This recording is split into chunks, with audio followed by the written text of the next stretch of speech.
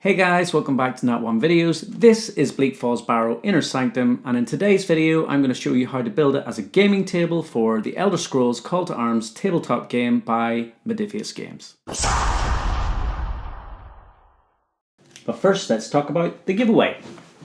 That's right, this week one of you will be in with a chance of winning this awesome set of loot from MODIPIUS Games to help you get started on your Elder Scrolls Call to Arms gaming journey. And to help me with the giveaway, I will be joined in this video by the amazing Skyrim Grandma Shirley Curry.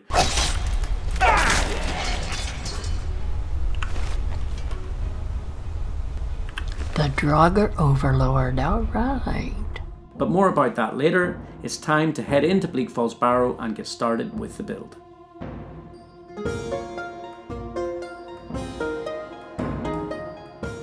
So this is probably one of the builds I have been most looking forward to here on the channel. I absolutely love Skyrim. I've played hours and hours of it, and I'm so glad that there's a tabletop game and I can start to make some terrain for the game.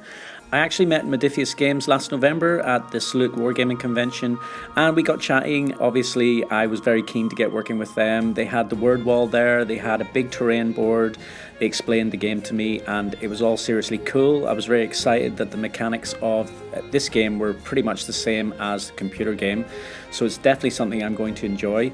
The terrain that they were using on the day was the external part of Bleak Falls Barrow with all of the arches, lots of snow. Been really well made, and I thought, well, wouldn't it be seriously cool if you also made the inner sanctum of Bleak Falls Barrow?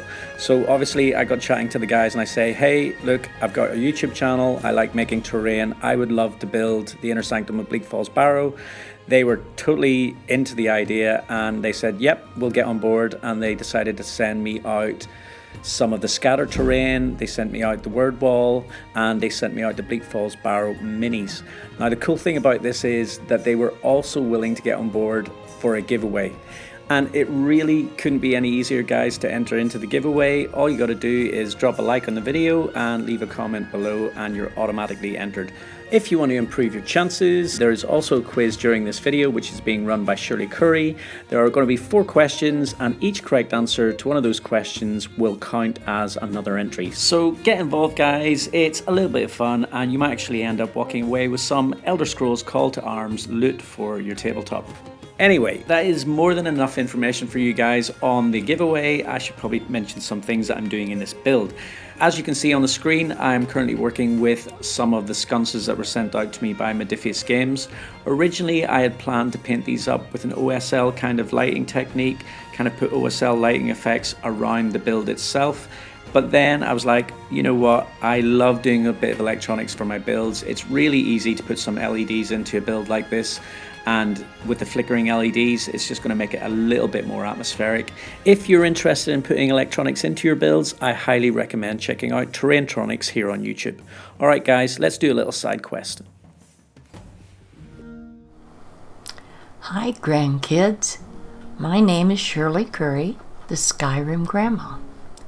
I love the world of Skyrim, and today I'm going to be your quiz master for the Nate 1 Videos Elder Scrolls Call to Arms giveaway. Okay, let's get into it. Question number 1. In the main storyline in Skyrim, who sends you on the secret of Bleak Falls Barrow quest? And back to the main quest. If you consider yourself a fan of Skyrim and you don't know who Shirley Curry is, then you've probably been living under a rock. Shirley is well known in the community for all things Skyrim, and she even has an NPC character in the most recent edition of the game. So in my books, she is pretty much the coolest grandma around, and I'm over the moon that she decided to be part of this project. Thanks so much, Shirley, you are an absolute legend.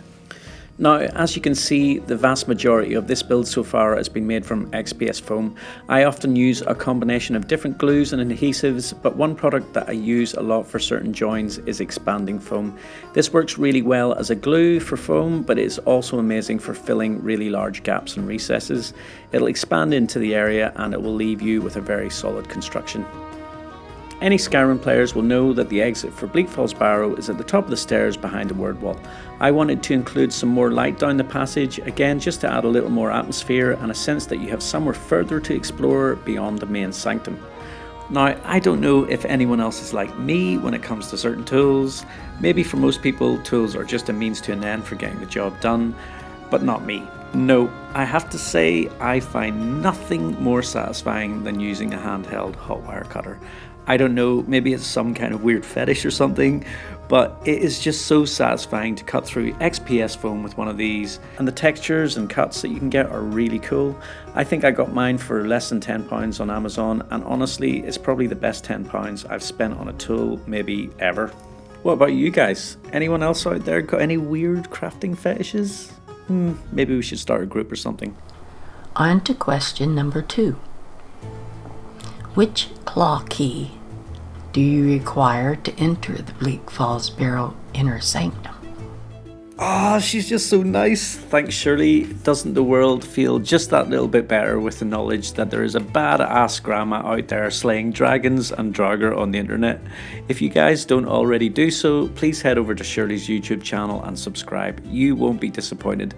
I actually think Shirley is just a hair away from 1 million subscribers now, which is pretty incredible. It would be so cool if we can get her just that little bit closer to that milestone. So right now it looks like I'm adding chocolate sprinkles to the top of a pink blancmange, but it's actually bark. So I spent a stupid amount of time making rock textures with my thumb.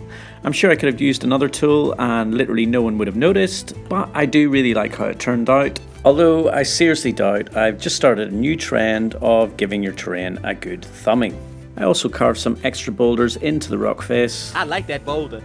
That is a nice boulder. On a serious note though, I really wanted this terrain to be very robust and to be able to withstand lots of hours of gaming, so I mixed up my own texture paste using tile grout, wood glue and a little bit of water before trying out this very cool foam texturing trick that I picked up from my friend John Hosenfeld. So I have got some of this, which is going to eat into the foam and create a texture, but I'm outside because this is stuff you don't want to breathe in, especially whenever the fumes go on foam. So even though this is a really cool technique, it does come with a bit of a warning. You don't want to get this stuff on your skin or breathe in the fumes. I'm using an adhesive cleaner, but you can use any solvent that's got a high acetone content, and you can also use methylated spirits. Right, back to Shirley for another question. Question number 3. What stone can be retrieved from the corpse after defeating the Draugr overlord in Bleak Falls Barrow inner sanctum? I always find it hard to stop adding texture to a project. I find that the more texture you add in layers, the more detail you give to your project. So after I'd already painted the project black, I decided to go back in with an even thicker texture paste that I made up with wood glue again, but this time with a thicker grit sand, and it just added a little more detail. I'm really happy with the progress so far. I love all of the different layers of texture that I've got on the rocks and the surrounding areas. So it's time to paint it up now. I'm not going to do a painting tutorial here in this video, but I will post that for my Patreon members. Let's get this painted. Speaking of Patreon, the names scrolling across the bottom of the screen right now are the absolute legends who have been supporting my channel. I absolutely love you guys. You guys are awesome, and I've been really enjoying all of the work that you've been posting in the new Facebook group that we've got set up. Okay, you can see here that I am trying out some OSL lighting with the yellow ochre, and then finishing it off with the brown wash just to tie all of the tones back together and bring out the shadows. Okay, time for my arch nemesis, resin. Okay, so I've kind of finished the paint job. Still a few touch-ups here and there to do, but I've lined the base of the river with a varnish so that I can pour an epoxy resin without reactivating the paint. Yeah, 2-part epoxy. I am going to put a little bit of dye in the epoxy as well, and then I'm also going to use some pillow stuffing for the rapid areas, which I'm also going to be using for my waterfalls. And on the waterfalls I'm going to be using a UV resin. I'm not sure if all of this is going to work. Hopefully it does. Let's give it a try. When I say resin is my nemesis, I'm not actually joking. I have had some successes in the past, but I've also had quite a few failures. I've had my biggest failure actually using polyester resin, so I probably won't go back to using that again. Epoxy resin is far more reliable for this kind of pour in my experience. I think that I might have added a little bit too much blue to this pour, but as you can see as I go along, the colour of the rock and the stone underneath and also the white pillow fluff kind of balances it out, and in the end it gives me a result that I'm actually not too unhappy with. Now at this scale, as far as realistic water effects go, this is definitely my favourite technique that I've come across.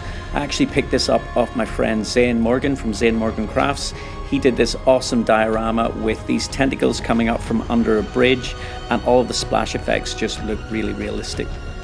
When it came to the waterfall, I'm effectively using the exact same technique, but this time using a UV resin instead. The reason why I'm using the UV resin is that if I was to leave the epoxy resin, it would just drip down and pool in the bottom. With the UV light, you can cure the resin in minutes and it's pretty much instantly solid, although I will say this process did take quite a lot of time.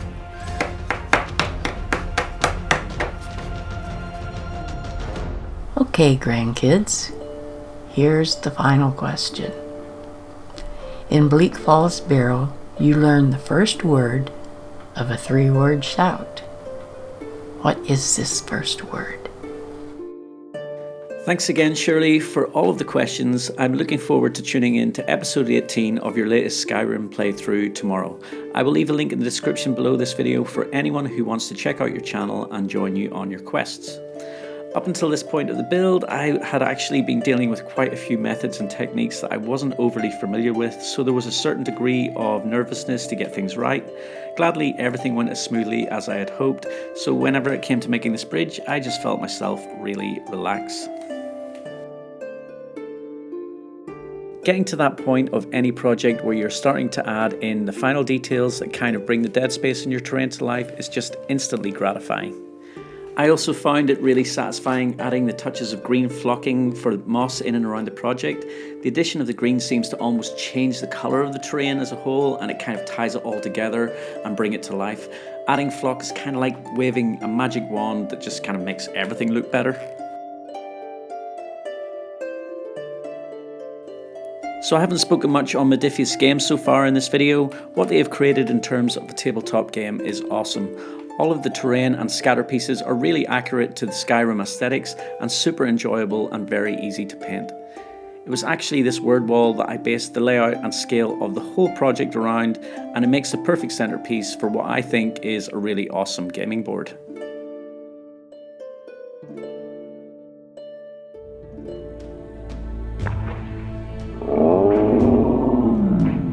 Subscribe! Okay, so we are literally into the final throes of the project. I know this video is slightly longer than some of my normal content, but this project took about 3 months just to get up to this point, working in and around family life, and it also took up a massive portion of our kitchen, much to my wife's dismay. Some of these last details in the build are my absolute favourite. For instance, this one where I am using bullseye frit for the embers of the sconces. This is such a cool little technique. Simply super glue the glass in and around the light and it automatically becomes burning embers. Then it's the easy task of just gluing in some of the scatter pieces that have been sent to me by MODIPIUS games, like the tomb and the treasure chest. But I made up this little MDF pedestal, which I covered in texture paste and just painted grey. I then had to undertake the very delicate operation of raiding my wife's jewellery drawer yet again. Gladly, I managed to level up my sneak. I'm becoming quite proficient at that now, and it also makes the perfect little chalices for the table. I then had to make some more slight modifications to some of the scatter that had been sent to me. I didn't really have any pots that were the right scale to go beside the pedestal, so I just carved down some of the resin ones that had been sent to me by MODIPIUS. It's just little details like this that I think add to the project, because I really wanted it to be exactly like the Skyrim game. Up and around the Draugr Overlord's tomb in the game, there are things like scrolls, and there's a soul gem that you can collect, and all these little details that I'm adding in are really important, I think, just to sell it as Bleak Falls Barrow Inner Sanctum. And a quick tip for anyone who wants to add soul gems to their Elder Scrolls Call to Arms games: a little slice of hot glue does the trick. And then finally, I am on to the last detail of the build. If you've played the game before, you will know that there are some bushes and shrubs in around the sanctum, even though it's underground. The perfect thing for this is lichen. I simply spray it with a little bit of varnish, and I also put some PVA glue onto it just to give it a bit of durability, and then I just glued it into place. And just like that, the project is complete. All I have left to do is to paint up some of the awesome minis from the Bleak Falls Barrow Delve set, and the project is done. Thanks so much for watching, guys. I really hope you enjoy the reveal. Please like and subscribe, and I'll hopefully see you next time. Bye.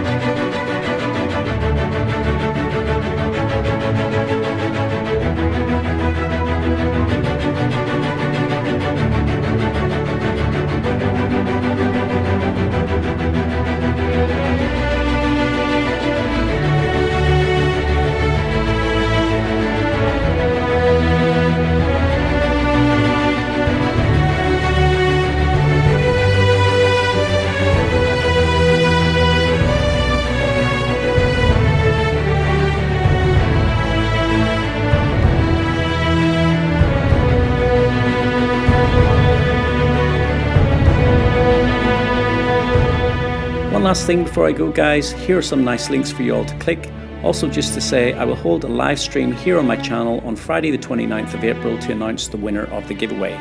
You can head over to Instagram for one more chance to enter if you really want. Hope to see you all there. Bye.